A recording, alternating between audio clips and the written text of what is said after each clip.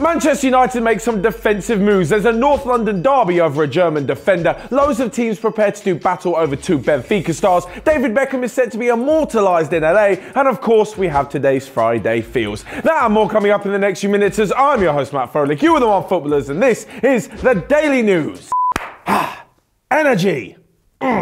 First up, Manchester United are looking to shore up their defence, so why on earth have they signed Phil Jones on a new contract? The English defender has until 2023 to prove that he's good enough for Man United, and to be honest, I don't quite think he's done that in the first years at the club. Put it this way, he's just far too injury prone, and that leads to inconsistencies and means that he doesn't really get to put in a good shift with a good defensive partner in the back. At the moment, Victor Lindelof and Eric Bailly are looking settled, so you wouldn't really want someone else to come in and ruin it, unless they're definitely a better player, which I'm not so convinced Phil Jones is. For example, in his first season at Manchester United back in 2011-2012, he made 29 Premier League appearances. He's never made that many Premier League appearances in a single season since, so that shows you the kind of inconsistencies in his game. Apparently though, despite signing Jones on a new contract, United are still looking at signing either Koulibaly, Milan Skriniar or Joachim Anderson from Sampdoria.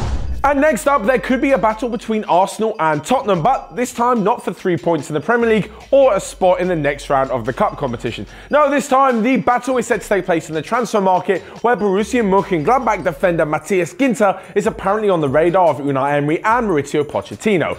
Apparently Pochettino has been looking at him ever since he left Dortmund back in 2017, and now seems to be the right time to make another bid for the 25-year-old. He has 23 caps for the German side, is affectionately known as The Wall, and has a World Cup winners medal, so he's obviously a pretty decent defender.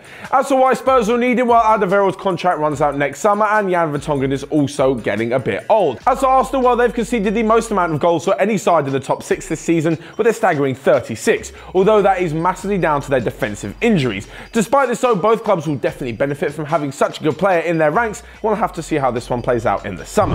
And talking of big transfer news, Benfica look to be the new hotbed for young prospects in Europe, with a load of clubs surrounding some of their youngest stars. 23-year-old Alex Grimaldo is apparently on the radar of some of Europe's top clubs, with Liverpool, Porto, Napoli, Inter Milan and Atletico Madrid all interested in the left-back. And there's pretty good reason for it. In just 20 appearances this season, he's managed to bag 3 goals and get 5 assists and have a pretty outstanding year for Benfica. On top of this, he'll probably only cost around £26 million, which in today's market is an absolute steal.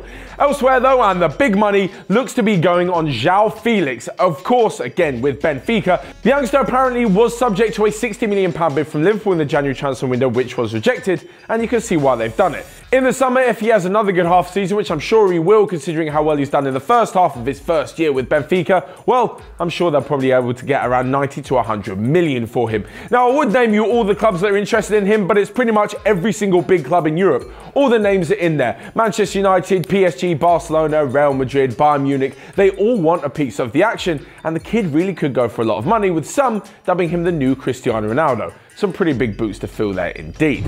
And next up, away from some transfer news and over to the MLS, where before the opening game of the season between the LA Galaxy and Chicago Fire on the 2nd of March, a new statue of David Beckham will be unveiled.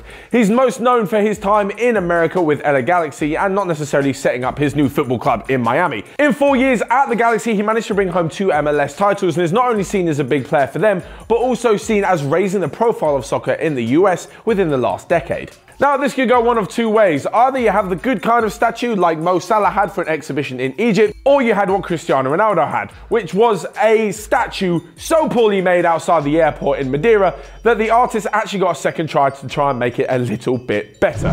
So with that said, I have a question for you guys in the comment section below. Who would you have a statue of outside of your club? For me, it's going to be Eric Dyer shushing the Arsenal fans after scoring in the North London derby. It'd be the perfect answer to Thierry Henry sliding on his knees after celebrating a fantastic goal against Tottenham. That statue sits outside the Emirates at the moment. I think it would just be brilliant, but you guys let me know what you think. And lastly but not least, we come to today's Friday Feels. This is every Friday in the Daily News where you guys let me know your prediction in the comment section on the weekend's football. This could be a player, a coach, a manager, a club, whatever you guys think, let me know. Last week, I'm still feeling feeling pretty smug about getting all 3 correct. So this week I'm going to go for another 2 games. In the Madrid derby this weekend, I can see Atletico and Real drawing 2-2. I think it'll be quite an interesting affair with Antoine Griezmann getting on the score sheet. Elsewhere in the Premier League, Manchester City host Chelsea on Sunday evening, and in a repeat of last week's fixture where they beat Arsenal 3-1, I can see them beating Chelsea 3-1 again. So that's all from me for today in the Daily News. Make sure you smash the like button down below and let me know in the comments section which statue you'd have